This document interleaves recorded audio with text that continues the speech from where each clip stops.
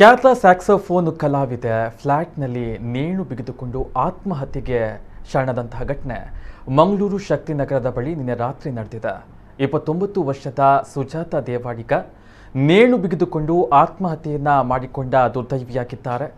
ನಗರದ ಕಂಕನಾಡಿ ನಗರ ಪೊಲೀಸ್ ಠಾಣಾ ವ್ಯಾಪ್ತಿಯ ಶಕ್ತಿನಗರದ ಫ್ಲ್ಯಾಟ್ ಒಂದರಲ್ಲಿ ಅವಿಭಕ್ತ ಕುಟುಂಬದಲ್ಲಿ ವಾಸವಾಗಿದ್ದ ಈಕೆ ರಾತ್ರಿ 9 ಗಂಟೆ ಸುಮಾರಿಗೆ ಊಟ ಮಾಡಿ ಕೋಣೆಯ ಒಳಗೆ ಹೋಗಿ ಚಿಲಕವನ್ನು ಹಾಕಿ ನೇಣು ಬಿಗಿದು ಆತ್ಮಹತ್ಯೆಯನ್ನು ಮಾಡಿಕೊಂಡಿದ್ದಾರೆ.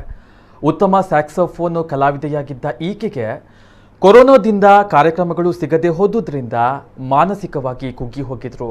ಜೊತೆಗೆ ಆರ್ಥಿಕ ಹೊರೆ ದಿನದಿಂದ ದಿನಕ್ಕೆ ಹೆಚ್ಚಾಗ್ತಾ ಇದ್ದುದನ್ನು ತಾಳಿಕೊಳ್ಳಲಾಗದೆ ಮನನೊಂದು ಆತ್ಮಹತ್ಯೆಗೈದಿದ್ದಾರೆ ಎಂಬ ಶಂಕೆ ವ್ಯಕ್ತವಾಗಿದೆ. ಇವರು ಪತಿ ಹಾಗೂ 2.5 ವರ್ಷದ ಮಗುವನ್ನು ಅಗಲಿದ್ದಾರೆ. ಕಂಕನಾಡಿ ನಗರ ಠಾಣೆಯಲ್ಲಿ ಪ್ರಕರಣ ದಾಖಲಾಗಿದೆ.